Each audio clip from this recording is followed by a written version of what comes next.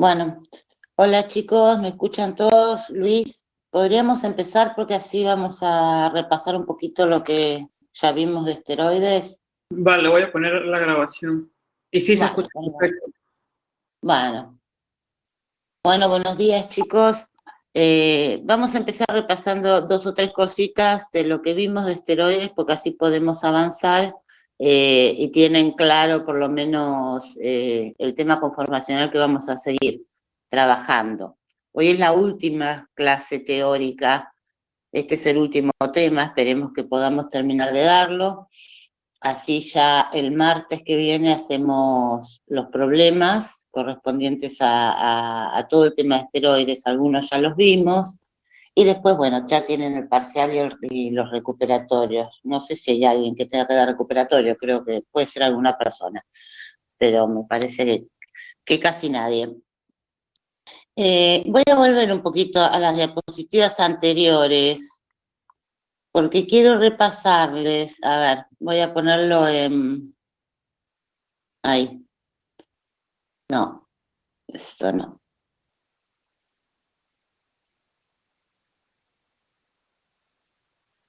Antes de continuar, porque ahora ya las estructuras que vienen por ahí son más complicadas, ¿sí? Vamos a repasar para tener bien en cuenta lo que vimos en cuanto a los anillos y a la... acá. En cuanto a la estereoquímica y al estudio conformacional de los esteroides, ¿sí? Lo que tenemos que recordar es primero la numeración, chicos. Arrancamos de acá, carbono 1, 2, 3, 4, 5, 6, 7, 8, 9, y entonces nombramos primero la primera decadena, todo el anillo AB, toda la unión del anillo AB. Pasamos al anillo C, 9, 10 tenemos acá, ¿no? Entonces, 11, 12, 13, 14, y seguimos por el D. Recuerden, importantes 18 y 19 en general para estos compuestos que tomamos como base, tienen 2 metilos, ¿sí? Importantes, los carbonos importantes de recordar, bueno, son por supuesto 18, 19, el 17, que es donde se encuentra normalmente el resto, 5 y 14, que son los dos que pueden tener las distintas configuraciones. ¿Se acuerdan que dijimos que todos los otros carbonos quirales en general están de determinada manera? Por ejemplo, el anillo BC siempre es trans. AB puede cambiar porque cambia la configuración de 5 y CD puede ser cisotrans también porque cambia la configuración de 14, ¿sí? Así que bueno, esas son posiciones que tienen que recordar. También vimos que para pasar a una notación conformacional, bueno, la nomenclatura la vamos a ir repasando. Para pasar a una notación, a una forma conformacional, ¿sí? Tenemos que tener en cuenta que cuando un ciclohexano tiene un doble enlace, se transforma a una conformación prácticamente bote, ¿sí? Por ejemplo, en este caso, lo que está en cuña llena significa que en el plano, lo que está en cuña llena en plano significa que en la estructura conformal está hacia arriba y lo que está partido está hacia abajo. Eso es otra cosa que tienen que recordar. El anillo, por ejemplo, en este caso de benceno que se encuentra en el estradiol y en las hormonas esteroideas, es plano. Esto, bueno, digamos que esas son las cosas que más o menos tendrían que recordar antes de pasar a... Entonces, el estudio de los esteroides más importantes, ¿sí? Lo vamos a hacer dividido en grupos, según los grupos su clasificación. En realidad, esta clasificación en particular, está hecha en base al interés biológico.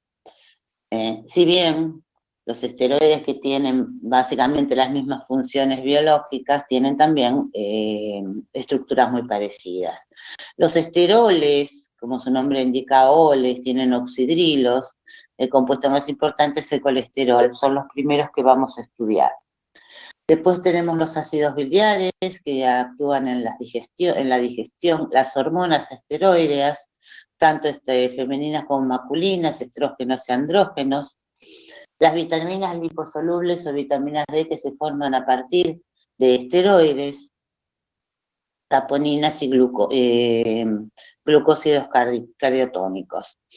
Entonces vamos a ir avanzando en el grupo, sobre todo en este primer grupo, y en el estudio de estos compuestos. Esto ya les dije que era una fórmula general de los glucósidos. Bueno, ahí está. Entonces, el primer grupo es el grupo de los esteroles. ¿Qué vamos a estudiar de esto? Ustedes estos compuestos ya los clasificamos como lípidos, como uno dentro de la clasificación de los lípidos, como lípidos no saponificables.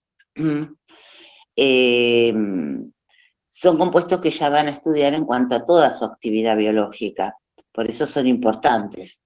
Ahora, lo que nosotros nos vamos a basar acá es básicamente sus características químicas, ¿sí? Y en la semisíntesis. ¿Qué quiere decir? Muchos de estos compuestos se sintetizan, ¿sí? Ninguno de ellos, por la complejidad de las estructuras, se sintetizan de cero. Entonces, en general lo que se hace cuando se requiere de estos compuestos como las hormonas o las vitaminas, la vitamina D, para ser utilizados en algún tratamiento, o sea, cuando se los requiere como medicamentos, como no se sintetizan de cero, sino que se utiliza algún precursor y lo que se hace es, se llama semisíntesis. Partimos de un precursor determinado y haciendo 2 o 3 transformaciones o reacciones logramos tener el compuesto que necesitamos, ¿sí? Entonces lo que vamos a ver en cuanto a la parte sintética y a la reactividad de estos compuestos es eso. ¿Cuáles son las reacciones de semisíntesis y las transformaciones que se pueden hacer en los esqueletos de los esteroides? Entonces, dentro de los esteroles, básicamente todos los esteroles, fíjense, acá tenemos el colesterol, que algunos de sus derivados tienen una cadena larga ramificada en carbono 17, tienen un oxidrilo beta, ¿sí? O sea que va a estar hacia arriba, beta en carbono 3, ¿sí? Esas serían las características. Entonces, un grupo beta en el oxidrilo en el carbono 3 del anillo A, una cadena ramificada de 8 más átomos de carbono en el carbono 17. Tiene dobles enlaces en posición 4 y en posición 5 y en posición 6. ¿Sí? Recuerden 1, 2, 3, 4, 5, 6, puede ser ahí, puede ser acá. En general está en posición acá, 5, 6. ¿Sí? O sea, estas serían las 3 características. De los esteroles, una cadena ramificada larga en el carbono 17, un oxidrilo beta en carbono 3 y un doble enlace 5,6. Entonces, el colesterol básicamente, que es el más representativo, es el que aparece en general, es de origen animal, no es de origen vegetal. De origen vegetal son los otros 3 que tenemos acá como ejemplo, ¿sí? Pero fíjense, el estigmasterol, ¿dónde está? Acá. El estigmasterol, el citosterol y el coposterol. Estos 3 son de origen vegetal, el colesterol es de origen animal. Lo que tienen que ver es lo que les estaba diciendo, la característica general, ¿no? El oxidrilo beta en 3, la cadena en 17 y el doble enlace 5,6. El colesterol, acá está. El colesterol, acá les puse yo, vieron que les dije que les agregaba texto para que puedan seguir la importancia de los compuestos. El colesterol forma parte estructural de las membranas. O sea, si ustedes se acuerdan, si estudian biología, las membranas tienen la bicapa lipídica. La bicapa lipídica, cada una de ellas que tiene una cabeza polar, que son el grupo fosfato, ¿sí? Y después tienen las cadenitas, estas cadenitas hidrocarbonadas, que son las colas de los ácidos grasos. ¿Se acuerdan que yo le dije que los ácidos grasos eran ácidos carboxílicos de cadena larga que se esterificaban con el glicerol, ¿sí? Para formar los glúcidos, para formar los lípidos. Cuando una de esas cadenas es de ácido fosfórico, son fosfolípidos. Bueno, la bicapa, ¿sí? De las membranas tienen a su vez insertadas o intercaladas las moléculas de colesterol. Las moléculas de colesterol tienen primero una función estructural, porque si están intercaladas ahí forman parte de la estructura. Y después es muy importante porque la molécula de colesterol tiene una fase, fíjense como yo les marqué acá, hay una parte que es hidrofílica a nivel del oxidrilo, ¿sí? Del carbono 3, y hay toda una parte que es hidrofóbica.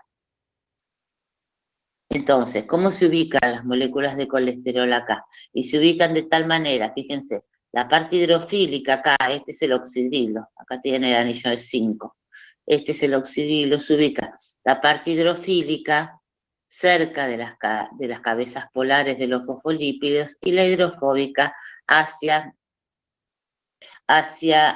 las colas no polares, ¿sí? Esto lo que hace, bueno, una vez está ubicado, lo que hace es ayudar también al transporte a través de las membranas. Entonces, el colesterol es importante abundante en el organismo y sirve como base para la síntesis de otros esteroles. Claro, si nosotros los vamos a usar como base para la síntesis de otros esteroles, ¿de dónde lo aislamos? Se puede aislar de cálculos biliares, de la yema de huevo, entre otras cuestiones. ¿Qué pasa? Si uno toma, por ejemplo, una yema de huevo y la hierve con hidróxido de sodio, hace una saponificación, cuando uno termina de hacer la saponificación, tiene dos capas. Una capa de acuosa, ¿sí? Y una capa orgánica, grasosa. En la capa acuosa están los lípidos saponificables, ¿sí? Porque la yema de huevo no solo tiene colesterol, tiene otros lípidos y otras cosas. Entonces, todo aquello que sea soluble en el hidróxido de sodio va a quedar en la capa acuosa. Por ejemplo, los triglicéridos, que se saponificaron y quedaron convertidos en sales de ácidos y glicerol. Todo eso es el saponificable y son las grasas saponificables. Por el otro lado, en la capa orgánica queda el insaponificable, que es todas aquellas grasas que no se saponifican, y ahí está el colesterol, porque el colesterol uno lo hierve con hidróxido de sodio y no forma jabón, ¿sí? Entonces, a partir de ese extracto, a partir de esa capa, bueno, se puede hacer una extracción y extraer el colesterol. El colesterol como tal nos va a servir como materia prima para poder a partir de ahí sintetizar otro tipo de compuestos o derivados del colesterol. Entonces, ya vimos las características, el oxidrilo en 3, el doble enlace 5,6 y la larga cadena en carbono 17. Ahora vamos a ver qué pasa con la química de estos compuestos. ¿Qué tenemos que tener en cuenta? Vamos a tener que tener en cuenta reacciones de protección y porque se me corrió. Reacciones de protección y desprotección, porque fíjense, yo tengo 3 puntos, básicamente, que puedo utilizar químicamente: un oxidrilo, un doble enlace, y también tenemos, ¿se acuerdan? No sé si ya vimos la oxidación, bueno, una cadena lateral, digamos, que vamos a poder utilizar fuera del esqueleto como centros de reactividad, ¿sí? Entonces, es muy importante que cuando querramos hacer una reacción en uno de estos centros, Fíjense que todos estos esteroides tienen varios grupos funcionales, entonces cualquier reacción que yo haga, tengo que tener en cuenta los otros grupos funcionales que se encuentran en la molécula. Entonces, por ejemplo, si yo quiero hacer una oxidación acá, tengo que tener en cuenta que también se me va a oxidar el oxidrilo, o que se me puede oxidar una cadena lateral. Entonces son muy importantes reacciones de protección y desprotección, que uno pueda proteger un determinado grupo funcional frente a hacer una reacción en otro punto reactivo de la molécula y después poder desprotegerlo. Entonces vamos a tener en cuenta reacciones de protección y desprotección de grupos funcionales. Algunas ya las vimos. Vimos que, por ejemplo, los aldehídos y las cetonas se protegen como acetales y se desprotegen en medio ácido. Ahora vamos a ver otras reacciones. Entonces, dentro de la química, a ver, primero tenemos dobles enlaces, tenemos oxidrilos y tenemos cadenas laterales, ¿sí? ¿Qué se puede hacer entonces con los esteroides? Con los esteroles, ¿cuáles son las reacciones que nos van a permitir modificar esta molécula? En principio, la hidrogenación, ¿sí? Podemos hidrogenar este doble enlace. Ah, y otra cuestión que les iba a decir es que todas las reacciones que vamos a ver sobre esteroides, o muchas por lo menos, son altamente regioselectivas y estereoselectivas, ¿sí? ¿Por qué? Porque estas moléculas son bastante rígidas. Entonces, hay una gran estereoselectividad. ¿Por qué? Porque hay selección en cuanto, por ejemplo, a cómo se puede acercar un reactivo, si un reactivo se puede acercar por una cara o por otra cara de la molécula. Si hacen moléculas así bastante rígidas, tenemos, por empezar, un impedimento respecto a por dónde se va a poder acercar un reactivo. Después, también en cuanto a cuán expuesto puede estar un grupo funcional. Algo habíamos hablado, que el oxidrilo ecuatorial está más expuesto que el oxidrilo axial. Entonces, todas estas, y después está que son ciclos, ¿sí? Que tienen conformaciones determinadas y que esas conformaciones hay algunas más preferidas que otras, ¿sí? O más estables que otras. Entonces, todo eso lleva a que estas reacciones tengan regioquímica determinada y estereoselectividad también. Entonces, una de las reacciones que podemos hacer sobre los esteroles, básicamente a partir de que tenemos un doble enlace, es una hidrogenación catalítica. ¿Qué pasa con la hidrogenación catalítica? Ustedes se acuerdan cuando hacemos la hidrogenación catalítica en alquenos, decíamos que la molécula a lo largo del alqueno tiene 2 carbonos sp2, era plana, ¿sí? Y que el hidrógeno lo teníamos suspendido o tomado en un catalizador, ¿sí? Absorbido, como dice acá, en un catalizador, por ejemplo, de platino o de paladio. Acá tenemos el catalizador, tenemos el hidrógeno absorbido, y lo que se lograba en la reacción era que el alqueno, o sea que la molécula a nivel del doble enlace de sus electrones, se acerque, ¿sí?, al catalizador. Entonces, se va a acercar al catalizador y se va a apoyar del mismo lado. Una vez que esto esté cerca, acá interactúan fuerzas electromagnéticas, obviamente, todas las fuerzas que ustedes pueden, que correspondan, ¿sí?, a fuerzas que puedan unir el doble enlace con el catalizador. Eso depende de cada compuesto. Pero cuando el doble enlace, el alqueno, se acercó al catalizador, se puede primero transferir un hidrógeno, y entonces se libera una parte, se transfiere el segundo hidrógeno y se libera el producto hidrogenado. ¿Qué características tiene esto? De que los dos hidrógenos van a entrar al mismo lado, ¿sí? Es una hidrogenación sin, donde los dos hidrógenos van a quedar acá y acá. Entonces, ¿qué pasa? Si los dos hidrógenos quedan acá y acá, la configuración de este carbono nos interesa, porque ese carbono quiral iba a ser en general 5-alfa.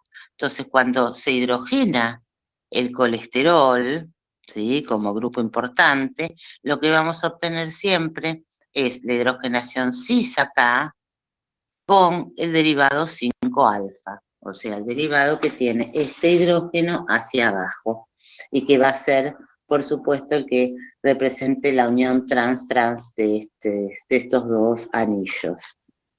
Ahora vamos a ver, ¿ven? Entonces, dos cosas respecto a la hidrogenación del colesterol. La adición es sin, porque el hidrógeno está absorbido en el catalizador y la molécula se acerca toda sobre el catalizador. Los dos hidrógenos van a entrar del mismo lado. ¿De qué lado? Del lado menos impedido. En este caso, acá no tenemos sustituyentes axiales que molesten tanto, digamos. Esta cara de arriba en general es más impedida, ¿sí? Entonces no va a ser por arriba la hidrogenación, sino que generalmente va a ser sin por la cara de abajo, ¿sí? Y nos va a dar el derivado 5-alfa. Entonces, vamos a repasar la nomenclatura que es importante. ¿Cómo se llama esto? Recuerden, si tenemos acá, ¿sí?, puede ser derivado de alguno de los 5 que vimos al principio, ¿se acuerdan? Colano, colestano, androstano, pregnano, colano, colestano. Lo vamos a nombrar como derivado de alguno que ya conocemos. Entonces, en este caso, por ejemplo, es un colestano, tiene unos 5 dimetilo, ¿sí?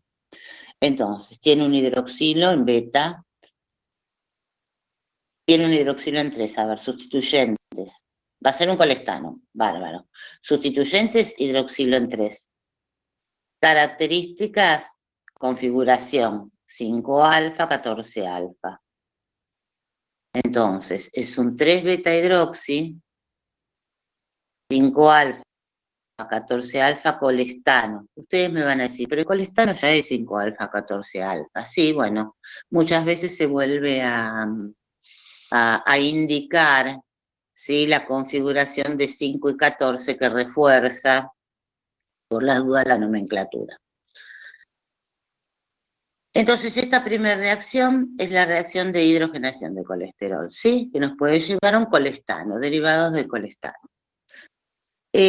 Otra reacción que se utiliza fundamentalmente para proteger el doble enlace, ¿sí?, es la halogenación-deshalogenación. Yo les dije, por ejemplo, si yo quiero oxidar este alcohol, vamos acá, el colesterol. Yo quiero oxidar esto y no tocar el doble enlace, por ejemplo, lo que tengo que hacer es proteger este doble enlace. ¿Cómo lo protejo? La manera de proteger este doble enlace es haciendo una adición de bromo. ¿Por qué? Porque yo después, recuerden que las reacciones de protección y desprotección tienen que tener la característica que uno puede hacer la reacción y después tiene que poder hacer la reacción contraria. Y tiene que poder hacerla fácilmente, tienen que ser reacciones que no sean reacciones enérgicas, porque si no, sí, seguramente vamos a afectar otra zona de la molécula. Entonces, la protección de dobles enlaces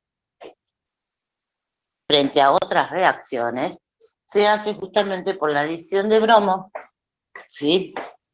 Ahora vamos a repasarla, es la misma adición que vimos de bromo a dobles enlaces, cuando vimos alquenos, y una deshidrohalogenación. Entonces, ¿cómo es esto? Bueno, acá les dice, ¿no?, en el texto, la secuencia de halogenación, deshidrohalogenación resulta útil para proteger el doble enlace cuando es necesario llevar a cabo otra reacción en la molécula, por ejemplo, lo que ya les dije, ¿no?, el caso de querer oxidar esto. Entonces, ¿cómo halogenamos? Halogenamos con bromo y tenemos, ¿se acuerdan el intermediario, el ion bromonio cíclico? El ion bromonio cíclico forma justamente un ciclo por arriba o por debajo del plano de este anillo. De la misma manera que la adición de hidrógeno es por la cara menos impedida, que es la de abajo, acá también el primer acercamiento del bromo para formar el ion bromonio va a ser justamente por la cara de abajo. O sea que el ion bromonio cíclico se va a formar acá, en la cara de abajo. Este es el intermediario de reacción donde ahora tiene que actuar el nucleófilo, o sea, el bromo menos, ¿sí? Y recuerden, esta adición es una adición transdiaxial, o sea que para que esto quede axial, el otro sí, tiene que actuar por arriba, abrir, ¿sí? Abrir el ion bromonio y entonces nos da la adición transdiaxial en este doble enlace. ¿Qué es lo que sucede después? Uno, por ejemplo, acá ya puede hacer una oxidación de una cadena lateral o cualquier otra reacción, y después, recuerden siempre, para eliminar los dos bromos, se usa zinc. Zinc en medio acético elimina otra vez los dos bromos hacia el producto. Este intermediario que se formó, lo pueden nombrar, a ver, tiene 3 sustituyentes, un bromo en 5, un bromo en 6, un oxidrilo en 3. ¿Sí? En 5 es alfa, el bromo en 6 es beta y el oxidrilo en 3 es beta. Entonces, es 5 alfa, 6, acá, 5 alfa, 6 beta dibromo, 3 hidroxi, ¿sí? 14 alfa, estamos nombrando colestano. Entonces, esta es la reacción que vamos a utilizar para la protección del doble enlace.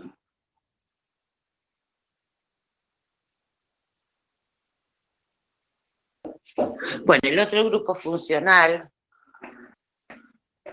que podríamos tener que proteger es el oxidrilo, ¿sí? El grupo hidroxi. El grupo hidroxi lo podemos proteger a partir de la formación, ¿sí? De un éter por acilación. A ver, lo podemos proteger por acilación, o sea, lo tratamos con anhídrido acético y tenemos un éster que después podemos hidroxilar, que después podemos eliminar, o por transformación en un acetal. La transformación del oxidrilo en acetal se hace con dihidropirano, medio ácido. Este es el dihidropirano, ¿ven? Dihidro, porque tiene un doble enlace acá, y entonces esto se une, y esto, como es un acetal, fácilmente en medio ácido da la reacción inversa, o sea que nuevamente podemos eliminar el grupo acetal y de esa manera proteger este oxidrilo frente a otra reacción que queramos hacer.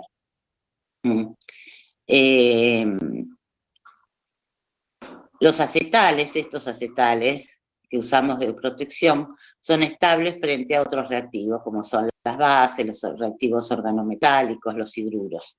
Por eso que nos sirven justamente para proteger el grupo oxidrilo. Y el otro punto, el tercer punto que tenemos acá de reactividad es la cadena lateral. Y esta cadena lateral, en general lo que se puede hacer es degradarla, ¿sí? ¿Por qué?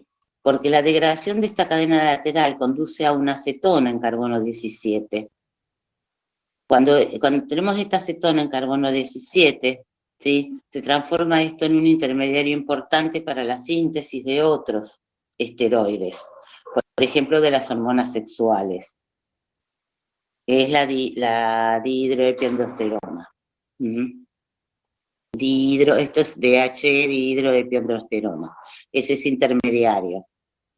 Entonces, para oxidar las cadenas laterales, lo primero que tenemos que hacer, fíjense, si nosotros partimos de colesterol y queremos hacer una oxidación para degradar esta cadena, tengo que proteger los otros grupos, porque los otros grupos, ¿sí?, son susceptibles a la oxidación. Entonces, lo primero que hago es proteger el doble enlace por la adición de bromo y proteger el oxidrilo como acetal o como éster. La oxidación de la cadena lateral se puede hacer de dos maneras, según lo que uno esté necesitando.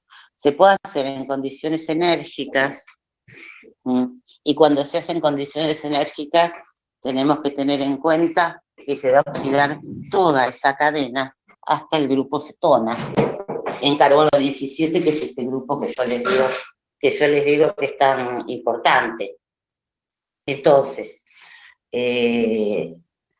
esa oxidación, la oxidación enérgica, se hace con trióxido de cromo en medio ácido. Se va a liberar parte de esa cadena, entonces, con su carbono oxidado, y va a quedar el grupo cetona en carbono 17. Eso es lo que llamamos oxidación enérgica. Se puede hacer en algunos casos, ¿sí? También tenemos que tener en cuenta el resto, los demás grupos funcionales que tenemos en la molécula. Entonces, es la primera. Ustedes lo que tienen que ir escribiendo, guardando, teniendo a mano son justamente estas reacciones. Yo no les voy a pedir en ningún caso que sepan la fórmula de un esteroide a partir de un nombre común, como puede ser colesterol, o androsterona o testosterona. Lo que sí tienen que conocerlo es a partir de la nomenclatura sistemática, como estamos nombrando, con alfa, beta, con los sustituyentes y demás, ¿sí? Eso lo tienen que conocer. Y también tienen que conocer estas reacciones, qué reacción va a atacar a cada uno de los puntos, que los vamos a ir viendo para cada paso. En este caso estamos viendo las tres que involucran a los derivados del colesterol. Entonces, esta tercera reacción es la oxidación enérgica, trióxido de cromo en medio ácido, y hay que aclarar que son condiciones enérgicas. Lo vamos a ver, si no aclaramos condiciones enérgicas, la oxidación puede ser en condiciones suaves y nos da otro intermediario. Bueno, vamos a ver. Si nosotros partimos entonces acá de esta molécula que ya tiene supuestamente protegidos los otros grupos, podemos hacer una oxidación que se vaya degradando, la degradación vaya siendo secuencial. Este método que tenemos acá en esta página es el método de Barbier, donde se van degradando los carbonos de A1. Y eso implica 4 pasos. ¿Cómo se hace? Partimos de este derivado de colestano, y entonces acá, por ejemplo, hacemos una oxidación que no la hacemos en condiciones enérgicas, con trióxido de cromo en ácido acético, y oxidamos esta primera parte. Se oxida en general, liberando esta acetona, este carbono, acá a este nivel, y nos da un ácido. Entonces vamos a comenzar la degradación de a un carbono a partir de ese ácido. El primer paso para la degradación secuencial es acilar el ácido, o sea, transformar este ácido en un éster. ¿Sí? No acilar, perdón, esterificar el ácido. ¿Cómo hacemos la transformación del ácido al éster? Con metanol en medio ácido, ¿sí? Por la esterificación de Fischer. Entonces, metanol en medio ácido, obtenemos el éster del ácido. Ese es el primer paso, paso 1. Fíjense que yo acá les pongo 1, 2, 3 y 4, porque muchas veces les voy a decir, van a ser los pasos 1 a 4, no vamos a repetir todo. Entonces, el primer paso es la esterificación.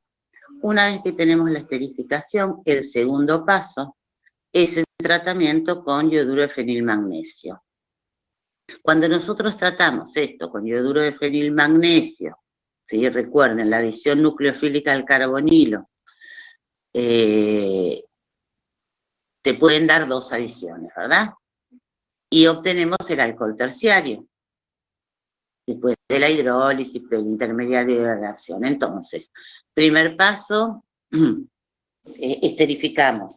Segundo paso, transformamos el éster en el alcohol terciario con el reactivo de Grignard y la hidrólisis. Tercer paso, este alcohol terciario se deshidrata fácilmente, porque no solamente es terciario, es bencílico. Fíjense que tiene 2 grupos fenilos. Esto se deshidrata fácilmente en un alqueno. Y el cuarto paso es una oxidación, otra vez con trióxido de plomo acético glacial, que no es en condiciones enérgicas, ¿sí? Porque si no se nos rompería todo. Y acá, fíjense, vuelvo a romper acá y entonces a obtener el ácido, otro ácido. ¿Qué logré con estos 4 pasos? Degradar un carbono. Porque acá yo vengo, acá, con este ácido, y luego de los 4 pasos obtengo este ácido, o sea, degradé un átomo de carbono, ¿sí? Si yo quiero continuar la degradación en pasos, tengo que volver a hacer lo mismo. O sea, ahora tengo este ácido carboxílico que tengo que volver a hacer los pasos 1 a 4, que son la obtención del éster, la adición del Grignard, la deshidratación y la oxidación. Y entonces, si hago estos 4 pasos, voy a obtener otra vez, degrado este carbono y tengo el ácido acá. Entonces, tengo este ácido que otra vez puedo volver a degradar. O sea, es una degradación en pasos, es una degradación secuencial donde voy degradando de a un carbono a la vez, distinta a la oxidación enérgica que vimos al principio, donde llegábamos directamente acá a la acetona. Bueno, estas reacciones las tienen que conocer entonces. Bueno, esa es una degradación secuencial, ¿sí? Que se llama, como les indiqué ahí, a partir de esos 4 pasos. Hay otra alternativa para hacer degradaciones secuenciales, ¿sí? Que se hacen, por ejemplo, tenemos un precursor acá, a partir de cuando llegamos, ¿vieron cuando llegamos a la eliminación en el segundo paso? En el tercero, perdón, a la eliminación del alcohol para llegar al alqueno. Acá hay una alternativa, ¿sí? Que en lugar de hacer la oxidación y continuar, se puede hacer una halogenación alílica, que es una halogenación N-bromosuccinimida. Recuerden que halogena es una reacción radicalaria. Y halogena acá en la posición alílica. Cuando uno halogena, por ejemplo, ya este alqueno en posición alílica y ese derivado halogenado, ¿sí? Secundario o terciario, lo pone en presencia de una base, como piridina, ¿sí? Entonces se produce la eliminación y ahí se puede dar también la oxidación de esta cadena lateral, ¿sí? Es una alternativa al método que vimos antes. Otra posibilidad de reacciones que ustedes conocen es, por ejemplo, una vez que tenemos acá esta acetona, ¿sí? Podemos volver a tratar con un reactivo de Grignard, el bromuro de fenilmagnesio. Ahora se va a adicionar un fenilo, ¿sí? Porque partimos de la acetona, que va a deshidratar, o sea, vamos a obtener el alcohol acá, ese alcohol va a deshidratar hacia el anillo ahora, y si cortamos acá tenemos la acetona. O, si nosotros llegamos acá, también podemos hacer a partir del ácido. Bueno, todo depende de dónde partimos, ¿no? De qué derivado tenemos. Si tenemos el alqueno, posiblemente no tengamos que hacer otra vez todos los pasos, sino que podemos hacer la halogenación en cadena lateral. Si tenemos la acetona, ¿sí? Podemos simplemente llegar al alqueno y oxidar, o también otra posibilidad que tenemos a partir de la acetona es hacer una reacción de haloformo, porque la reacción de haloformo acá, de yodo en medio alcalino, me liberaría el iodoformo con este carbono, y recuerden que esto me va a dar la sal del ácido, ¿sí? Y a partir de ese ácido, ahora sí, puedo empezar los 4 pasos de la degradación que vimos recién. La degradación de este ácido, de este carbono hacia la acetona. Entonces, todas esas son las alternativas para tratar la cadena lateral de los esteroles. La oxidación directa enérgica con trióxido de cromo, la degradación de a un carbono a partir de los 4 pasos que vimos en esa degradación, y 2 alternativas que son la halogenación en alfa, ¿sí? Y luego la eliminación y la oxidación, o estas que vemos acá abajo. ¿Sí? Estas son las posibilidades para tratar, para hacer la síntesis de derivados del colesterol, ¿sí? En caminos de semisíntesis, no empezar de cero. ¿Qué pasa con el oxidrilo? El oxidrilo también puede ser un punto reactivo que querramos nosotros de alguna manera transformar. La reacción más común es que querramos oxidarlo. Para eso, fíjense, si nosotros queremos oxidar este oxidrilo, tenemos que ver qué condiciones que no me oxiden la cadena lateral, que ya vimos que para eso necesitamos varios pasos o el trióxido de cromo medio ácido en condiciones enérgicas, que no me oxide el doble enlace, porque el doble enlace también puede oxidarse. Entonces lo que vamos a utilizar para oxidar este oxidrilo es un oxidante selectivo, que es un oxidante que justamente lo único que hace es oxidar a ese oxidrilo. Ese oxidante es este, que es el isopropóxido de aluminio. Se llama oxidación de Oppenauer. Es una oxidación selectiva. Quiere decir que yo puedo oxidar el oxidrilo en presencia, por ejemplo, de un doble enlace. Y se me va a oxidar solo el oxidrilo en cetona. ¿Sí? ¿Qué pasa? Cuando yo tengo esta cetona, fíjense que tengo un doble enlace acá.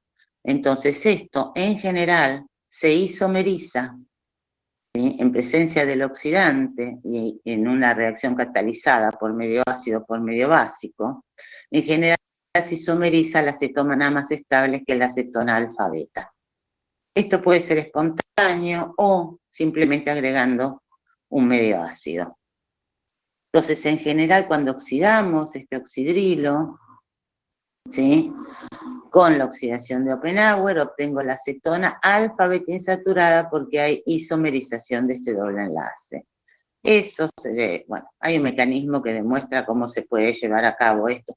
Esta reacción que normalmente se da en el medio biológico se da catalizado por enzimas, porque en realidad todas estas reacciones y la síntesis endógena de todas estas hormonas y productos biológicos, en el metabolismo se da catalizado por hormonas. Ahí nadie pone hidróxido de sodio, ni ácido clorhídrico, ni oxidantes selectivos, ¿sí? Básicamente se dan a través de medios biológicos. Nosotros en el laboratorio no tenemos esos medios biológicos y entonces utilizamos distintos tipos de reactivos. Entonces, esta oxidación, ven ahí, dice oxidación de Oppenauer, ¿sí? Selectiva para oxidar este oxidrilo.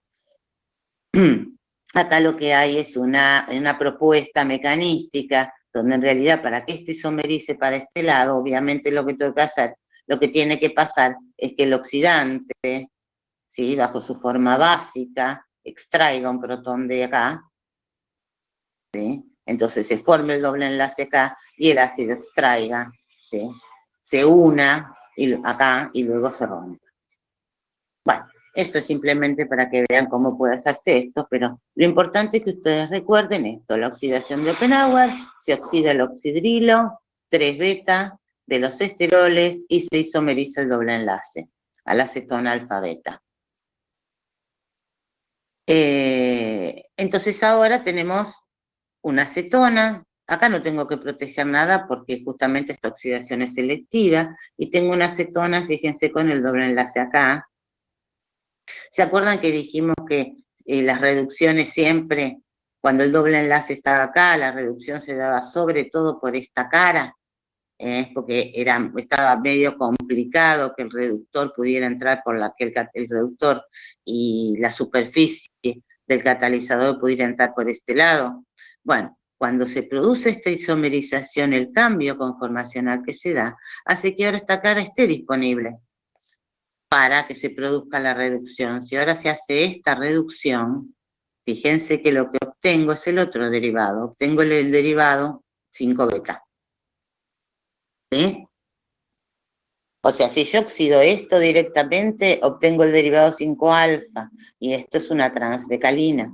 Pero si yo oxido a partir, acá, si yo reduzco a partir de la cetona alfa beta en 4,5, puedo lograr el derivado 5 beta, porque ahora esta cara está más disponible para el ataque para la unión a la superficie del catalizador.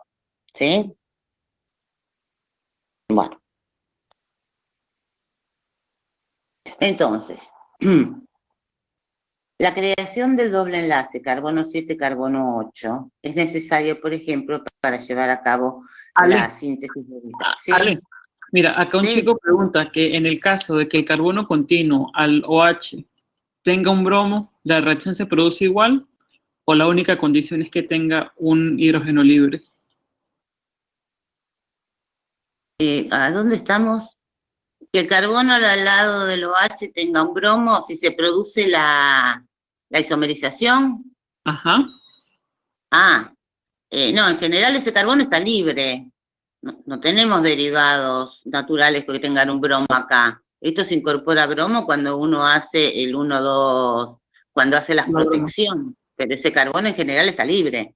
Y por eso se pueden hacer estas reacciones. Estas reacciones están hechas en base al producto natural.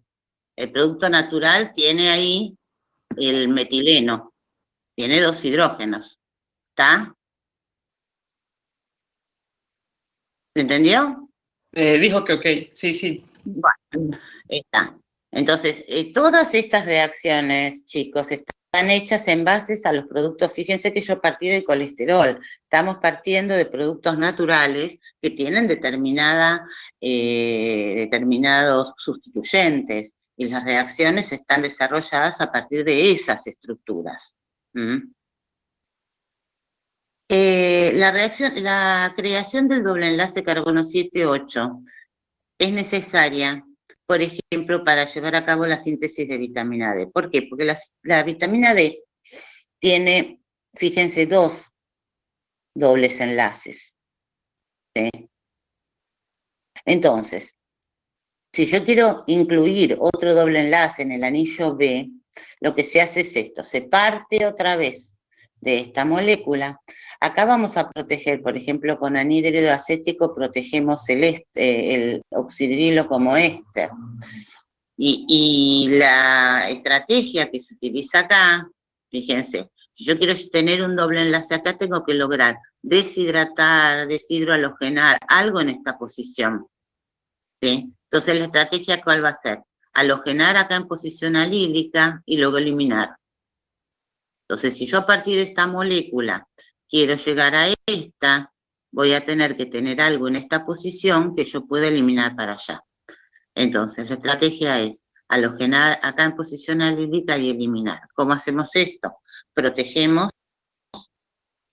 con anhídrido acético, halogenamos en posición alílica, luego hacemos la eliminación con piridina, ¿sí? Y ahí obtenemos el doble enlace. ¿Sí? Típico de la vitamina D.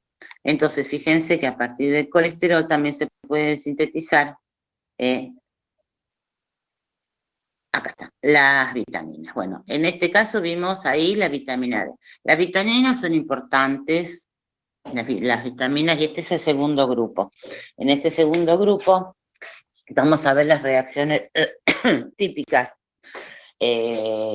para la síntesis de las vitaminas. En general, la síntesis de estas vitaminas se hacen a partir de reacciones que son inducidas por luz, fíjense. De radiación con luz ultravioleta del ergosterol. Este es el ergosterol que recién sintetizamos y que dijimos que nos interesaba tener un doble enlace acá. El esterol que se encuentra en la levadura del cornezuelo de centeno, ¿sí? Origina acá la vitamina D2. Entonces, por un lado dijimos la posibilidad de obtener la vitamina D3, obteniendo ese doble enlace. Y ahora vamos a ver cómo vamos a transformar esto en la vitamina D2. La vitamina D2 tiene una característica, que este anillo está abierto. ¿sí? Algunas vitaminas del complejo D tienen la característica de que se abre este anillo. ¿Y cómo se abre este anillo? Este anillo se abre por ruptura homolítica de carbono 910, del enlace, perdón, 910, de este enlace, y se da por reacciones electrocíclicas fotoinducidas. Entonces, lo que pasa es que cuando el ergosterol recibe radiación ultravioleta, ¿sí? Se da una reacción que estas reacciones son particulares. Primero son fotoinducidas, la ruptura es homolítica. Recuerden que la ruptura homolítica, o sea, es radicalaria la reacción, ¿no? Que la ruptura homolítica implicaba que el enlace se rompe dejando un electrón a cada carbono. Son reacciones pericíclicas porque tienen intermediarios cíclicos, ¿sí? Y son reacciones concertadas porque no se dan en pasos, sino que se dan en un solo paso. No se da paso 1, se forma un intermediario, paso 2 sigue la reacción. Se da todo junto en un solo paso. Entonces, lo que ocurre acá, cuando esto, ¿sí?, se irradia con luz ultravioleta, es la ruptura de esta unión, de forma homocíclica, de forma homolítica, ¿sí? Y entonces, una vez que se rompe este unión, bueno, hay todo un corrimiento, porque imagínense acá, existe todo un corrimiento de electrones, donde finalmente queda un doble enlace en este metilo. Este carbono que tiene un metilo es este acá. ¿Está? Después tenemos esto que va a quedar como un simple enlace, y acá tenemos 1, 2 carbonos hacia el otro anillo, ¿sí? Este simple enlace, 1, 2 carbonos hasta el otro anillo, y acá esta parte que no la tocamos. ¿Está? Entonces, esta es la forma en que se sintetizan las vitaminas D. Por eso es que van a escuchar que tenemos que tomar sol para que se sintetice la vitamina D en la superficie de la piel, ¿sí? Porque en la presencia de luz ultravioleta, cuando uno toma sol, se desencadenan este tipo de reacciones que permiten la síntesis de la vitamina D, que es importante para todo lo que es el metabolismo de calcio, ¿sí? Y para el raquitismo.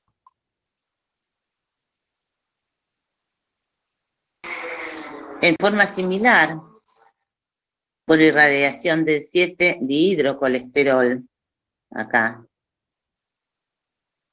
el 3-betiroxicolesta 5,7-dieno, 5,7-dieno, o de su éster, se obtiene esta otra vitamina que es la D3. O sea, podemos obtener distintas, ¿sí?, vitaminas con los distintos sustituyentes, pero por reacciones donde, en el caso de las vitaminas D, del complejo D, lo característico es que tienen abierto este anillo B, ¿sí?, y tienen ahí la unión con 2 carbonos y 2 dobles enlaces. Entonces, el grupo de vitaminas D, lo que yo les indicaba, está formado por un grupo de esteroles que regula el metabolismo del calcio, del fósforo y la absorción intestinal, y por lo tanto sirve para las enfermedades óseas como el raquitismo. ¿Está? Entonces, ese tipo de reacciones fotoinducidas.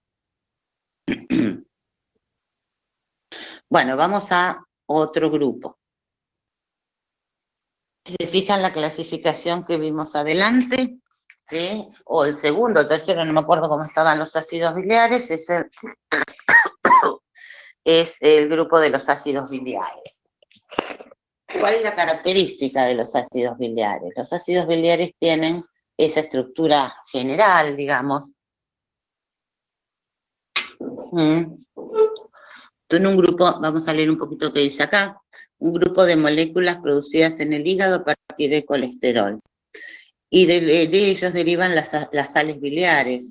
¿Para qué nos sirven las sales biliares? Las sales biliares lo que nos sirven es para la digestión y absorción de las grasas, porque lo que hacen es romper las moléculas de colesterol y formar emulsiones, ¿sí?, pequeñas micelas Entonces las micelas son las que se pueden absorber y pasar al torrente sanguíneo, ¿tá? Entonces, derivan las sales biliares que se encargan justamente de la emulsión de las grasas en el intestino y favorece la acción de la lipasa. La lipasa son las enzimas que actúan sobre los lípidos y la posterior absorción intestinal. ¿Cuáles son las características de la estructura química? Desde la estructura química. Tienen un grupo carboxilo, por eso son ácidos. ¿Sí? En la cadena lateral del carbono 17, lo que le da el carácter de ácido a este compuesto.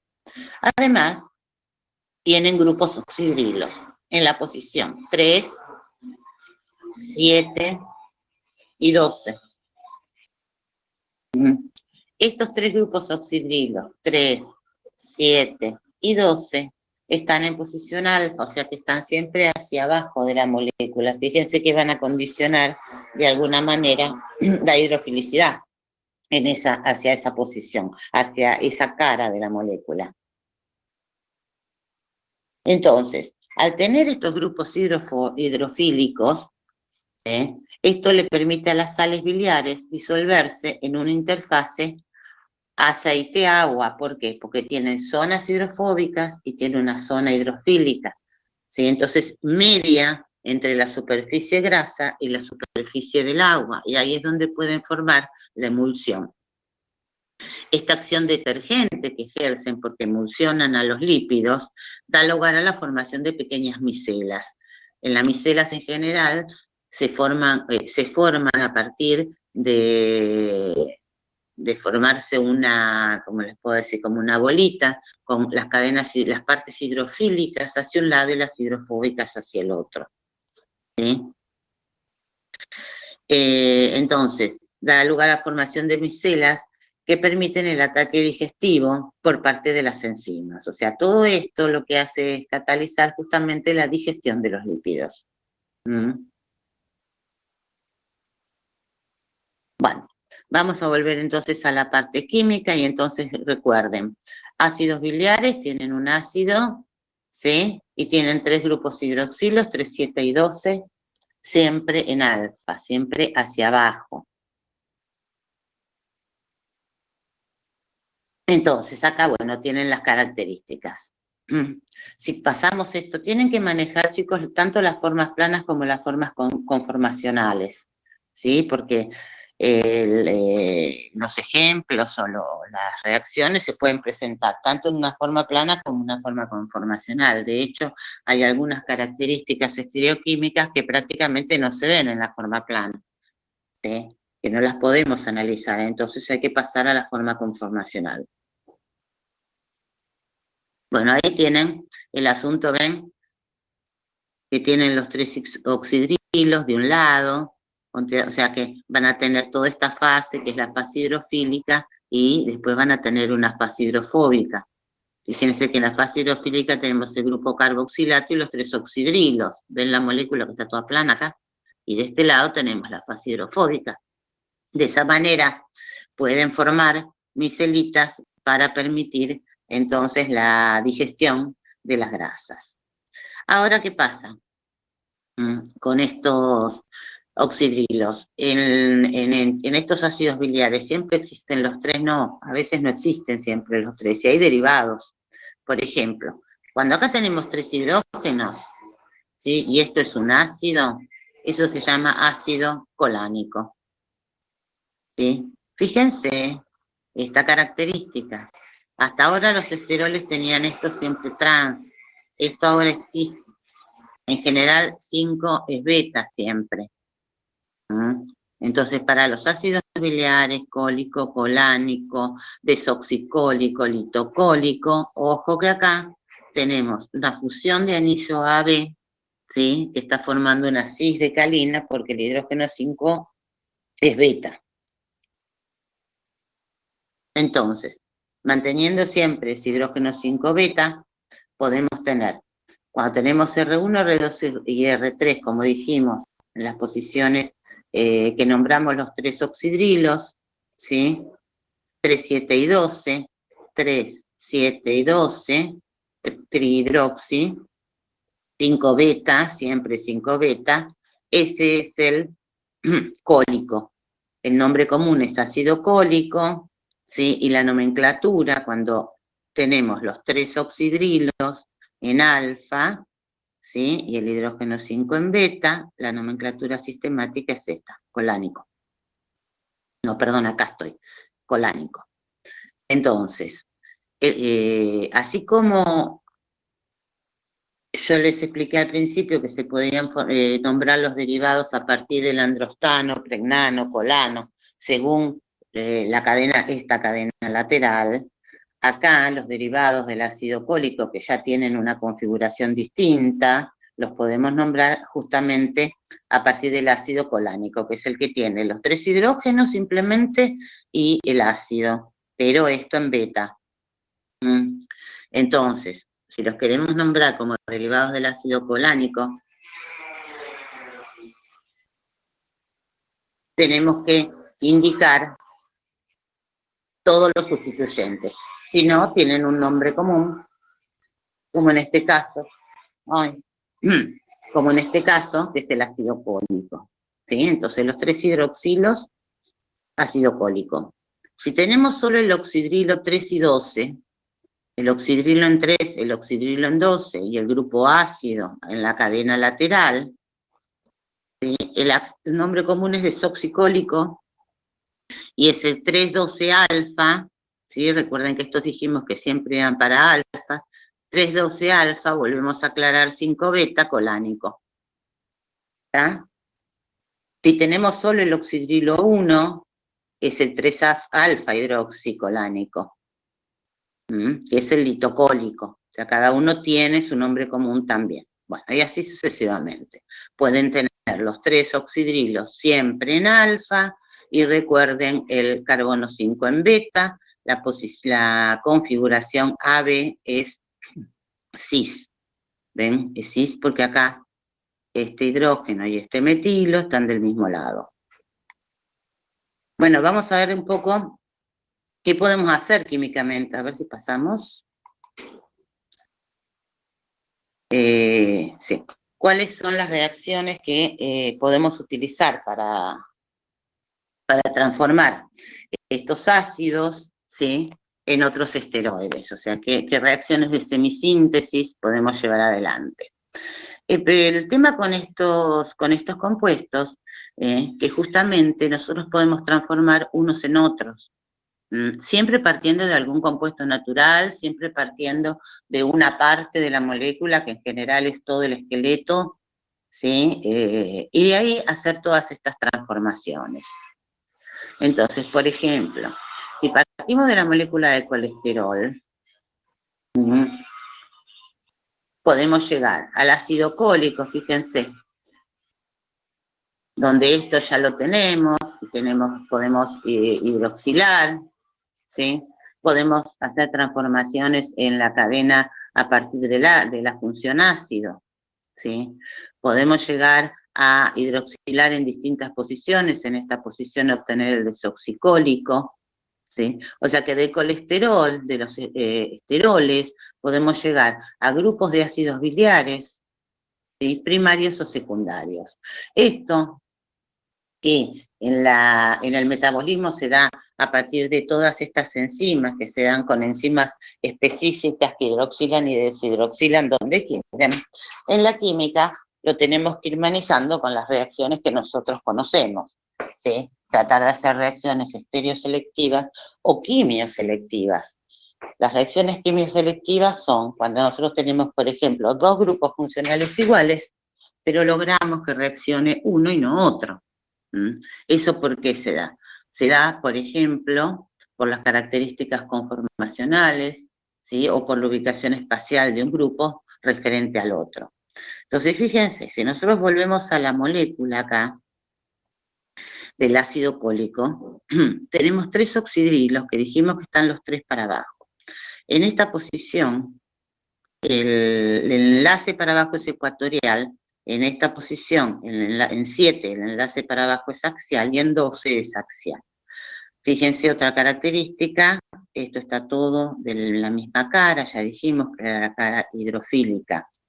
Entonces, la reactividad de los 3 oxidrilos depende de su ubicación en la molécula y del hecho de que se encuentren en posiciones axiales o ecuatoriales. ¿Sí? Saben que la ecuatorial siempre está más hacia afuera de la molécula, y también de los impedimentos estéricos. O sea que estos 3 oxidrilos no van a reaccionar de la misma manera, y nosotros podemos jugar con todo eso para determinar distintas reacciones en ellos. Entonces, si nosotros, por ejemplo, nos basamos en la reacción de esterificación, la reacción de esterificación es sobre el oxígeno, ¿sí? Entonces, cuando uno hace una reacción de esterificación, donde el oxígeno reacciona con un carbono sp2, el oxidrilo que está más expuesto es este. Entonces, frente a la esterificación, la reactividad del oxidrilo 3 es mayor que la de 7 y a su vez mucho mayor que la de 12, que está mucho más impedido. Pero frente a los agentes oxidantes, el 7 se oxida mejor. ¿Sí? Evidentemente debe ser más fácil la obtención de un carbono sp2 en esta posición que en las otras. Entonces, frente a la esterificación, el que se esterifica es el 7, es el 3 fundamentalmente, más que 7 y más que 12. Los agentes oxidantes pueden actuar más en 7 que en 12 y que en 3. ¿Sí? Y la deshidratación también se da más en 7, 12 y 3. O sea, esterificación en 3 y oxidaciones y deshidrataciones en los otros 2 según estas características. Vamos a ver cómo hacemos esas reacciones.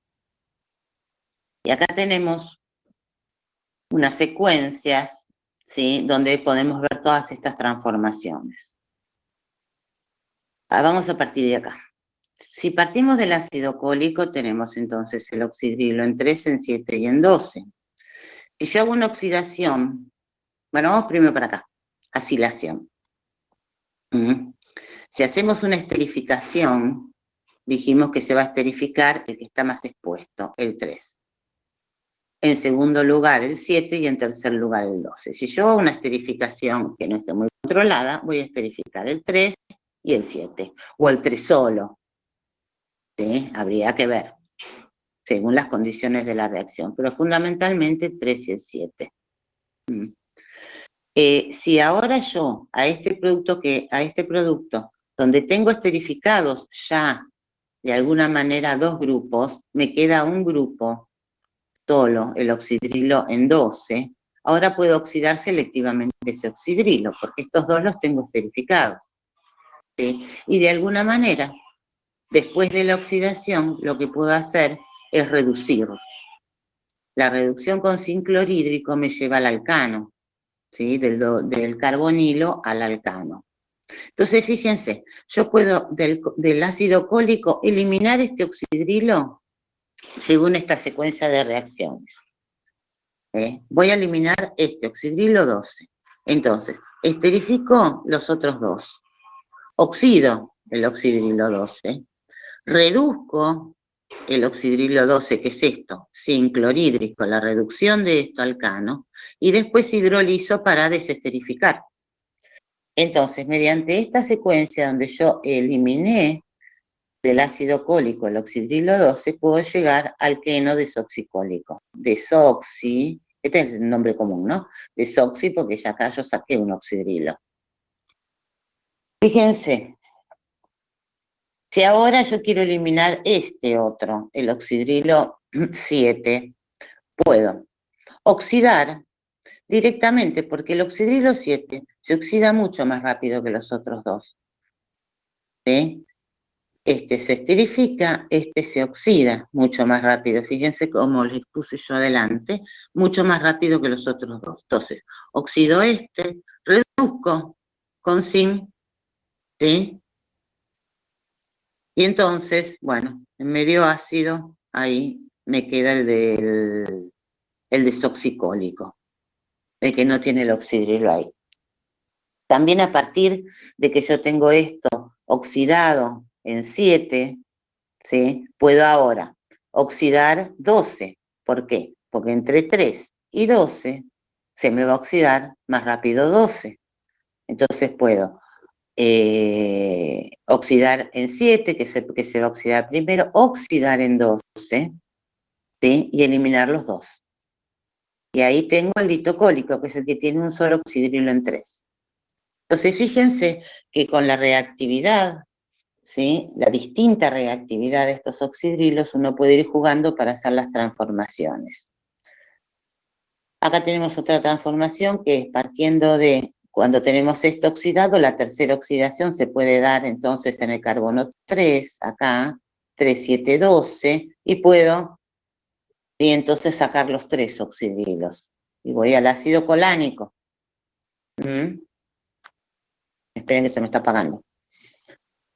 Entonces, las características de reactividad de estos 3 oxidrilos son importantes para las transformaciones que yo puedo hacer para la obtención de alguno u otro de estos derivados. Entonces, tienen que tener en cuenta la esterificación en 3, la oxidación primero 7, después 12, después 3, ¿sí? Y a partir de ahí, saber cuáles son las formas para oxidar. Oxidamos siempre igual, con trióxido de cromo acético, solo que no ponemos condiciones enérgicas para que no se nos degrade la cadena lateral. Bueno, vamos a pasar ahora a otro grupo más. Ya fuimos avanzando en varios de estos grupos que teníamos desde al principio clasificados. Fíjense, cada uno tiene reacciones yo les fui dando, por ejemplo, las reacciones características de cada uno de los grupos. Entonces, ahora vamos a ver la semisíntesis de las hormonas esteroides. Las hormonas esteroides sí son importantes también, su semisíntesis, porque a partir de hormonas extraídas se pueden hacer distintos medicamentos, ¿sí? Las hormonas esteroideas básicamente se producen en testículo, glándula adrenal, ovario o placenta, en los ovarios estrógenos y progesterona, en testículos testosterona, la aldosterona y cortisol en las glándulas adrenales, y en placenta se produce la progesterona, estradiol y estrol, ¿sí? La progesterona, típica hormona del embarazo. Fíjense, las hormonas esteroideas naturales tienen un uso limitado con fármacos, debido a que no pueden ser activas por vía oral. Entonces, ustedes saben que las hormonas esteroides se utilizan como anticonceptivos, por ejemplo, el caso más conocido. Pero no podemos utilizar la hormona natural, ¿sí? Justamente porque esta vía de administración no nos sirve. Entonces, lo que se hace es lograr un derivado. La complejidad estructural y estereoquímica de estas moléculas hace inviable su obtención a gran escala, por síntesis total. Se imaginan si tenemos que tener estas hormonas, que ahora van a ver las fórmulas, realmente sintetizarlas de cero sería un tema. Así que por eso se desarrollan métodos de semisíntesis, que son todos estos que venimos viendo, transformaciones a partir de otro producto natural. Estos métodos de semisíntesis tienen una eficacia elevada que permiten la obtención de cantidades mayores, ¿sí? En forma pura para ser usados en terapéuticas. Entonces, por eso es que vamos a ver que en general lo que hacemos es la semisíntesis de estos compuestos. Bueno, chicos, no me da más la voz. Vamos a parar 10 minutitos hasta las 10:30, que voy a tomar algo. Y después seguimos con las hormonas esteroides, ¿vale?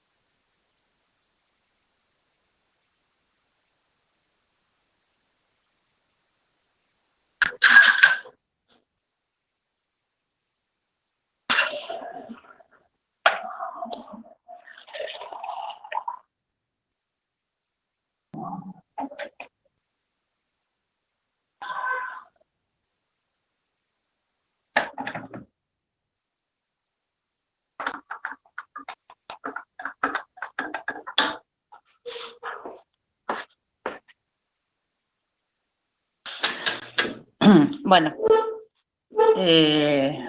bueno, ¿me escuchan? ¿Seguimos, chicos? Sí, se escucha perfecto, Ale. ¿Tenés que poner la grabación? Ya la puse. Bueno, vamos a seguir, vamos a pasar a ver si tengo esto, vamos a pasarlo. Ahí está, un poquito más grande. Entonces, de la misma manera que vimos que en el grupo... ¿Cambiaste de diapositiva? ¿Cómo? ¿Cambiaste de diapositiva? No.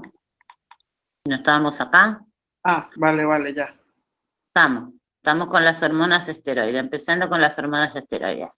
Bueno, de la misma manera que vimos en el grupo anterior, que del ácido cólico podíamos pasar al litocólico, al desoxicólico, por todo a través de estas reacciones de semisíntesis, lo mismo sucede con las hormonas esteroideas, ¿sí? Por ejemplo, de la diogenina, que es esta que tenemos acá arriba, ¿sí?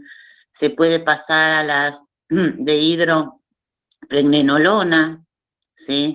Se puede pasar a la pregnenolona, a partir de acá tenemos un derivado común, que es la de hidroepiandrosterona, DHE, que yo se las puse antes, de la cual se pueden obtener tanto hormonas masculinas como femeninas, testosterona, estrona, estradiol, y también, ¿sí? Derivados comunes de los cuales se pueden pasar a las corticoides, por ejemplo, a la cortisona, a los corticoides. Entonces, fíjense que de la misma manera que vimos antes, partiendo de derivados de una parte de la molécula o del esqueleto, digamos, de la molécula, a través de estas reacciones de semisíntesis, se pueden ir obteniendo otros derivados.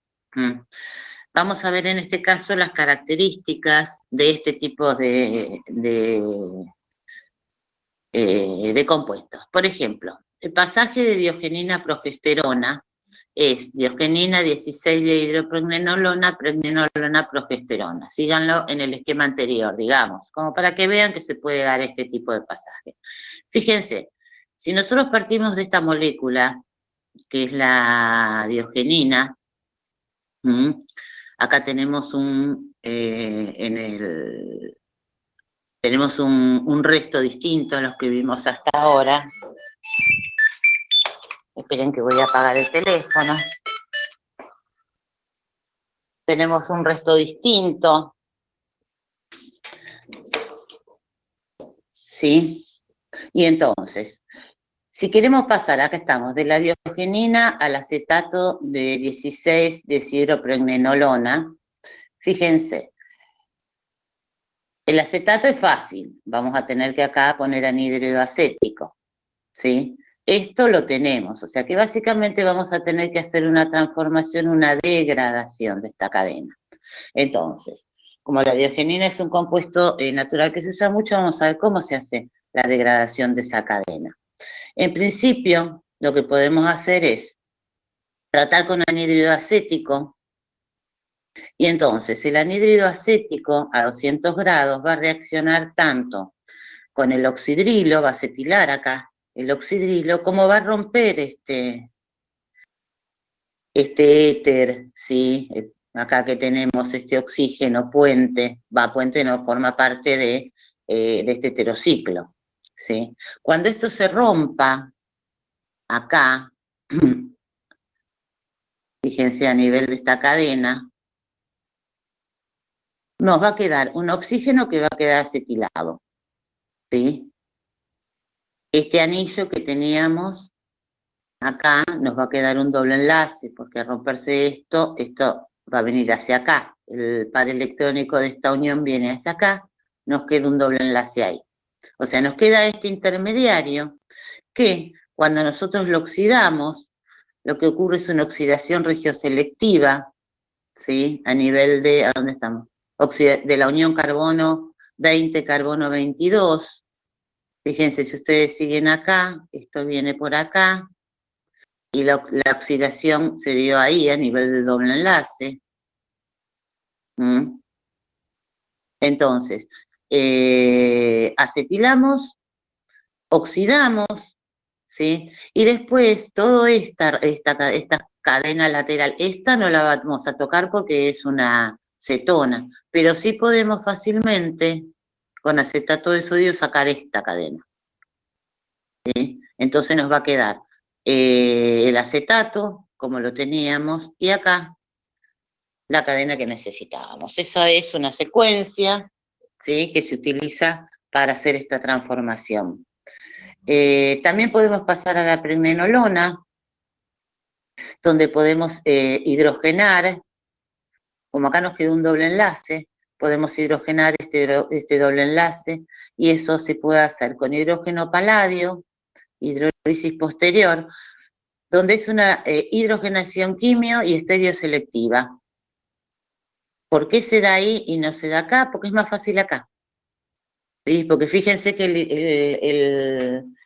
el catalizador, o sea, el agente que utilizamos para hidrogenar, no es selectivo.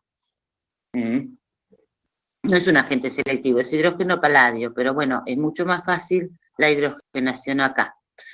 Por otro lado, hay una característica química, y la característica química es que los dobles enlaces conjugados se reducen mucho más rápido que los dobles enlaces que no están conjugados, ¿sí? Entonces, podemos hacer con un agente reductor común una reducción quimioselectiva ahí. Y después podemos hacer, por ejemplo, si queremos nosotros oxidar este oxidrilo, recuerden la oxidación de Oppenauer, que oxidaba básicamente ese oxidrilo, era selectiva para el oxidrilo en 3, ¿sí? Con isopropóxido de aluminio, y entonces se oxida y se isomeriza, el doble enlace de este lado. ¿Está? Entonces, esa es una posibilidad para este tipo de hormonas.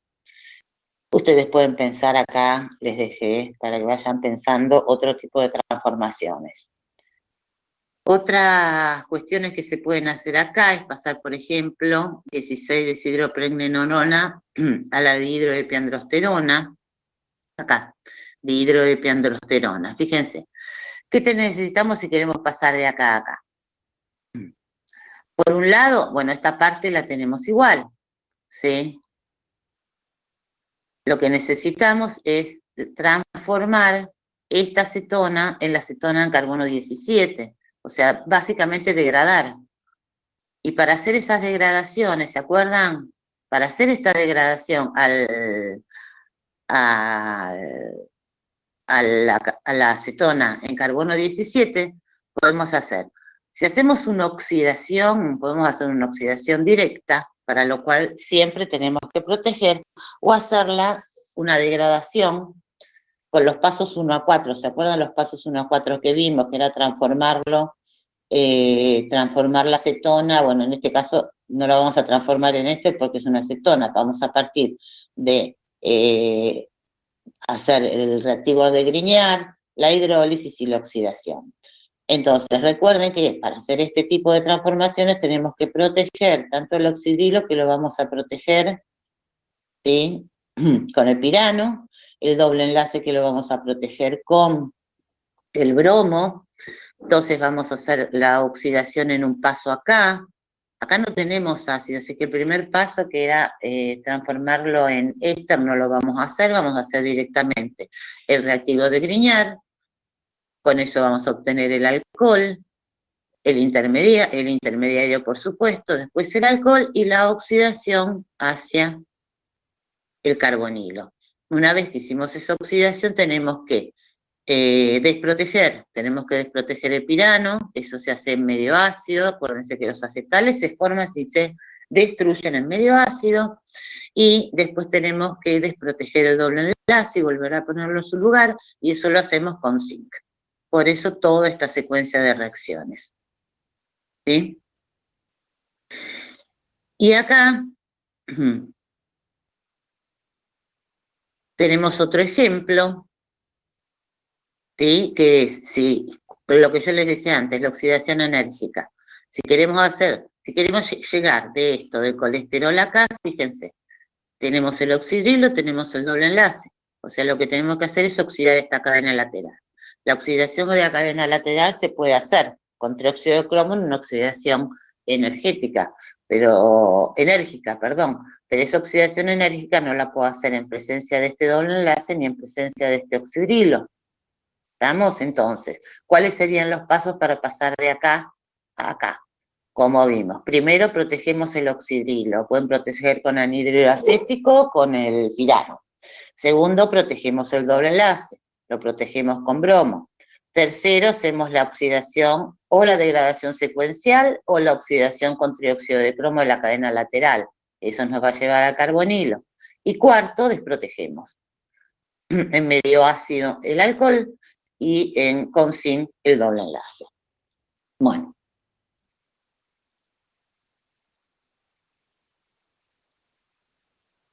Otros ejemplos, por ejemplo, es pasar de este intermediario que vimos, la dihidroepiandrosterona, que sirve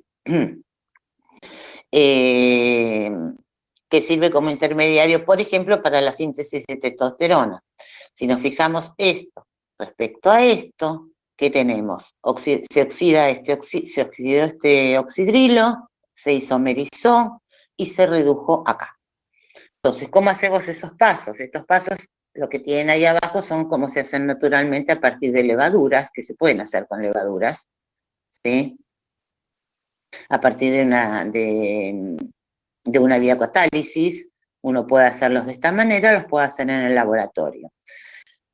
Una posibilidad es, bueno, si queremos oxidar esto, recuerden la oxidación selectiva de Oppenauer, oxidamos con isopropóxido de aluminio y eso a su vez se isomeriza.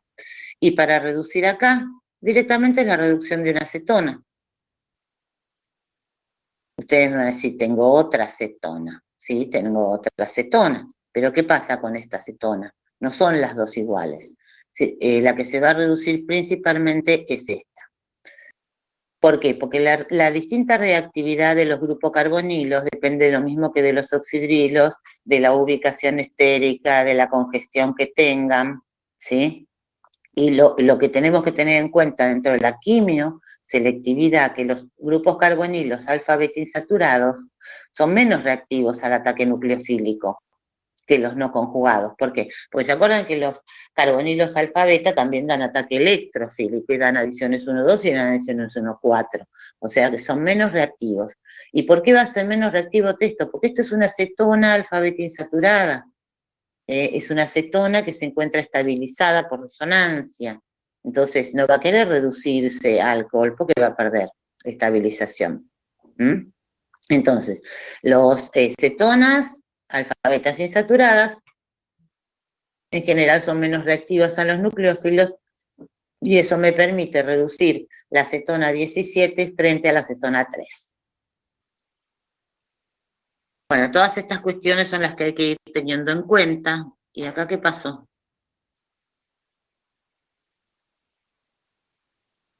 A ver. No sé por qué no lo veo en la computadora, esperen. Acá se ve perfecto. Sí, en mi ahí, ahora está.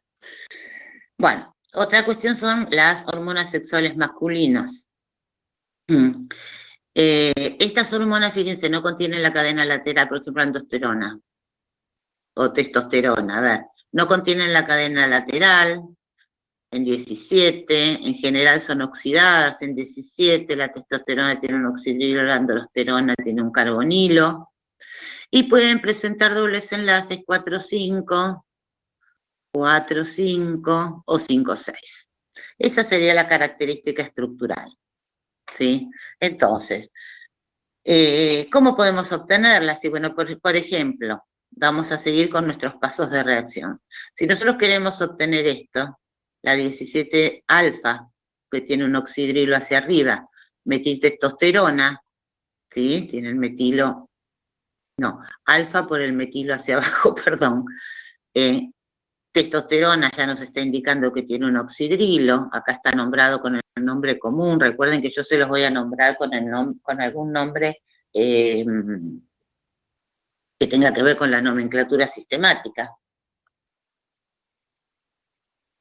Entonces, si partimos de la dihidroepiandrosterona, fíjense, esta parte ya la sabemos, es fácil, acá oxidamos y se isomeriza. ¿Y acá qué tendríamos que agregar? Acá tendríamos que agregar un reactivo de Grignard, porque fíjense que estoy partiendo de la acetona y quiero llegar al alcohol terciario con un metilo. Necesitaría hacer una adición nucleofílica de yoduro de metilmagnesio. Pero ojo, el yoduro de metilmagnesio no lo puedo agregar en presencia de un oxidrilo porque lo descompone. Entonces, ¿qué pasos voy a seguir para llegar de acá a acá? Lo primero siempre mejor es proteger, vamos a proteger primero el oxidrilo, como acetal, vamos a proteger el doble enlace, y entonces vamos a hacer la reacción de reactivo de Grignard. Protegemos también el doble enlace porque recuerden que el reactivo de Grignard, cuando en la descomposición, cuando descomponemos el intermediario, ¿sí? Lo hacemos en medio ácido y eso puede afectar al doble enlace. Entonces, protegemos el alcohol para que no descomponga reactivo, protegemos el doble enlace para que no se afecte en el medio ácido. Ahora hacemos la reacción de Grignard. Ioduro de metilmagnesio, entra el metilo, queda el oxidrilo ahí, para arriba, el metilo para abajo, metilo va a entrar por acá, porque va a entrar por la zona ecuatorial, que le va a ser más fácil, ¿sí? Cuando tenemos ya formado esto, desprotegemos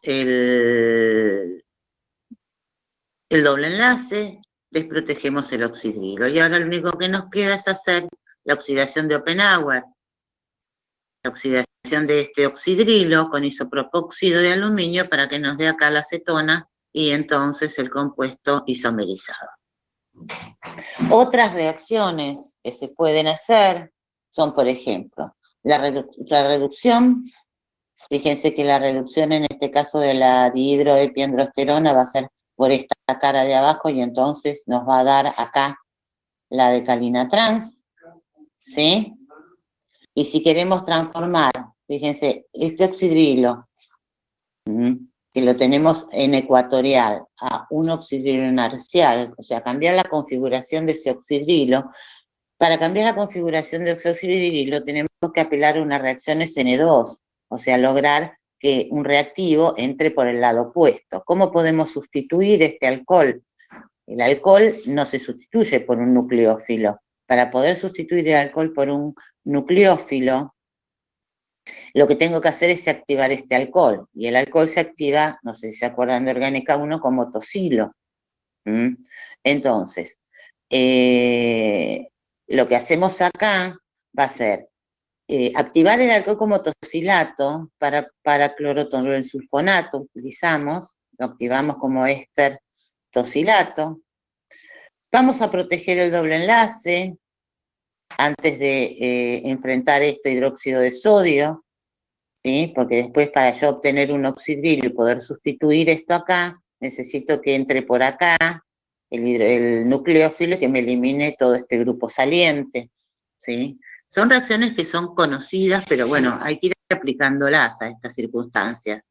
Entonces, como voy a utilizar hidróxido de sodio en el otro paso, tengo que proteger, entonces puedo proteger como acetal cíclico, con etilenglicol, por ejemplo, la acetona, y entonces hago la reacción SN2. La reacción SN2 es la sustitución de todo este grupo del alcohol, ¿sí? Por un nucleófilo, que va a entrar por el lado opuesto, y como va a entrar por el lado opuesto, en este caso por esta zona axial, la configuración del producto va a ser distinta de la configuración del oxidrilo que teníamos inicialmente.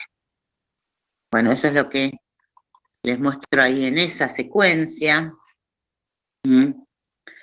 Y son las que generalmente se usan para llegar de la dihidroepiandrosterona a la testosterona y a la androsterona.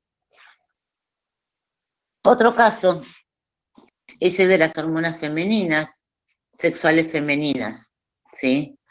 Estas en general son derivadas, a ver si tenemos acá la estrona, son derivadas del estrano, tienen una particularidad, que el anillo A está aromatizado. Entonces, si lo vamos a obtener a partir de cualquiera de la dihidroepiandrosterona, acá lo que tenemos que aprender es esta reacción de aromatización, básicamente.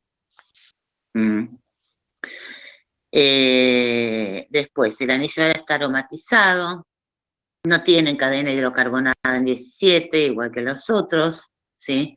Y tienen un oxidrilo en posición 3, pero como estamos hablando de un anillo que es aromático, en realidad es un fenol, es un 3-hidroxi, pero es un fenol, ¿sí? Entonces, fíjense la estrona. acá. Si nosotros queremos ir de esto, de la dihidroepiandrosterona, que les dije que era uno de los compuestos así intermediarios a partir de los cuales se pueden llegar a estas hormonas, tengo que, bueno, obviamente sacar este doble enlace de alguna manera, ¿sí? O pasarlo para acá. Eso lo puedo hacer si yo oxido esto y paso esto para acá, mediante isomerización. Y mucho más que eso no tengo que hacer. Entonces vamos a ver cómo, y que que el oxidrilo me quede igual en 3. Entonces, para yo poder pasar y aromatizar este anillo, ¿sí? Lo primero que puedo hacer es oxidar, porque acá me falta el doble enlace. No, porque hice la reducción, perdón. No, lo primero que puedo hacer es oxidar y tener la acetona. Si se hace una reducción, ¿sí? Se obtiene simplemente la acetona en el anillo saturado.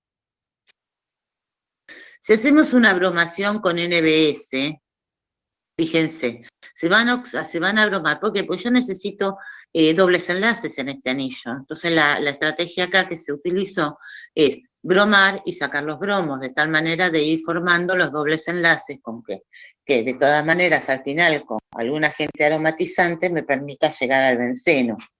Entonces, lo que se hace es reducir, bromar con NBS, se van a bromar las dos posiciones en alfa-la acetona, ¿sí? Porque son las posiciones más susceptibles para que se bromen.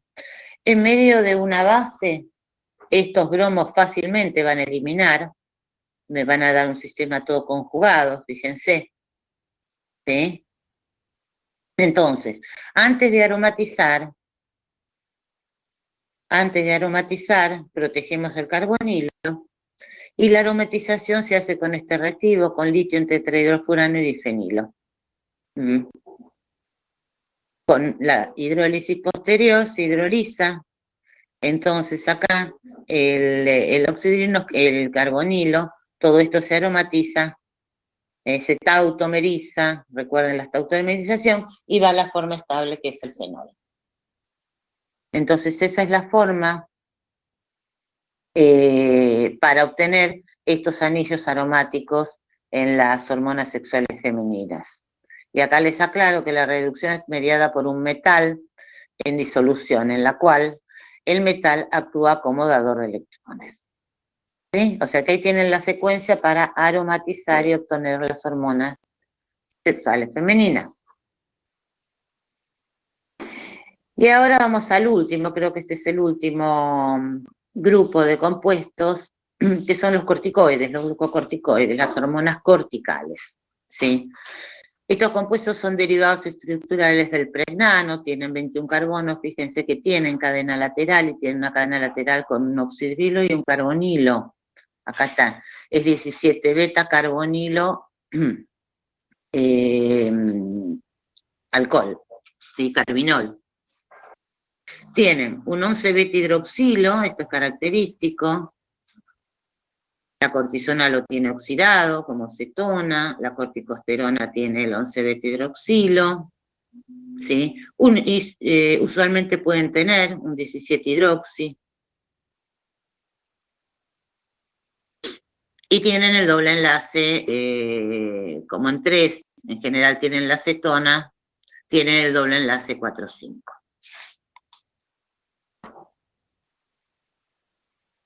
A ver. Entonces, vamos a ver cuáles son las estrategias que se utilizan para hacer distintas transformaciones en este grupo, ¿sí?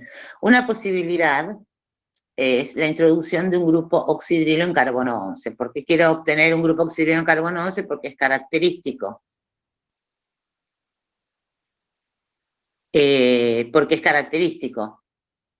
¿Sí? De este grupo de compuestos. Entonces, fíjense, se pueden utilizar algunas enzimas. Por ejemplo, esta enzima puede obtener a partir de la progesterona, por ejemplo, si yo parto de la progesterona, podría obtener un grupo oxidrilo, pero que en general, ¿sí?, queda en ecuatorial.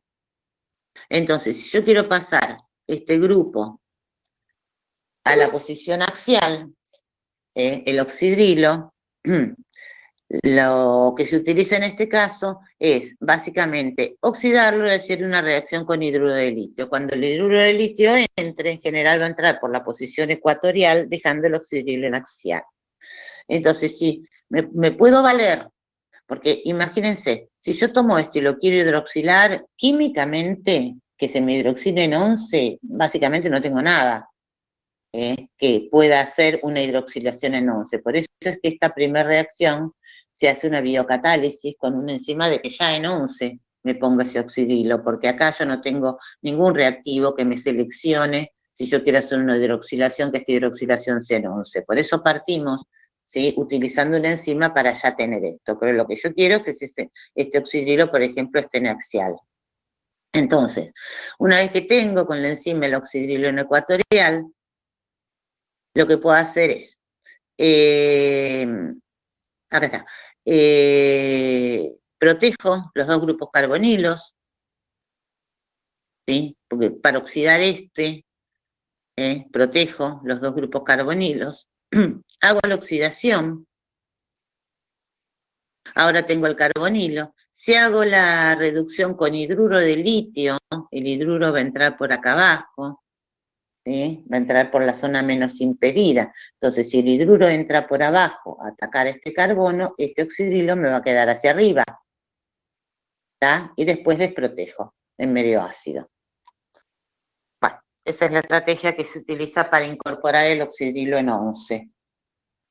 Empezamos con una enzima, porque esto no tenemos forma de hacerlo químicamente, y creo que esta es la última. ¿Sí, no?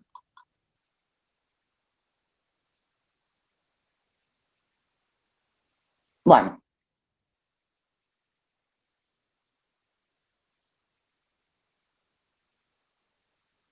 Esperen que voy a... Bueno, chicos, ahí terminamos. Espero, es complicado, van a tener que verlo varias veces para ponerse un poco en tono con estas reacciones. Yo les diría, la semana que viene, no, sí, hoy es jueves, el lunes vamos a hacer problemas de esteroides. ¿Qué significa? Nosotros ya estuvimos haciendo algunos problemas donde les estuve haciendo básicamente el pasaje de forma conformacional a forma plana y viceversa, de plana a conformacional. Eso lo tienen que saber. ¿Sí? Lo que vamos a hacer la clase que viene son todo este tipo de reacciones. En general, no se hace una reacción, en general lo que se hace es una secuencia de reacciones para el pasaje de un compuesto a otro compuesto. Así que lo que yo les voy a preparar como ejercitación para toda esta parte de esteroides es justamente eso. Les voy a agregar a las primeras preguntas de esteroides, vamos a cambiar el archivo, les voy a agregar una cantidad de secuencias de reacciones donde se repase todo esto que vimos, que es un montón. Pero bueno, van a ver que cuando hagamos la secuencia ya algunas cosas van a quedar más claras. ¿Qué van a necesitar saber bien para el parcial, que es lo que ustedes quieren saber seguramente, es nomenclatura, la nomenclatura, no nombre comunes, y si hay un nombre común, yo les voy a poner el nombre base y sobre eso van a hacer las transformaciones según el nombre que les dé. La nomenclatura, la notación conformacional y la notación plana, porque los compuestos se los puedo dar alternativamente de una forma o de otra, les puedo dar el producto en conformacional y el reactivo en forma plana, tienen que saber pasarlos, tienen que saber nombrar los compuestos y, bueno, y las reacciones que las vamos a practicar entonces el lunes. Bueno, entonces quedamos acá. El lunes hacemos los problemas de esteroides, se los voy a traer casi todos resueltos, dejándole algunos, y les voy a poner también algunos problemas de UV que me pidieron más. Así que el lunes vemos eso. Y el jueves nos va a quedar para consultas, todo tipo de consultas antes de parcial, que es al otro lunes. ¿Estamos? Bueno, entonces vamos a terminar acá y vamos al chat a ver si tienen preguntas o consultas o algo. Vale. Acá una chica pregunta por los ejercicios del lunes que había que arreglar. ¿Qué? Mira, una chica dice, profe, ¿podría ver los ejercicios que vimos el lunes que había que arreglar? Ah, espera, espera.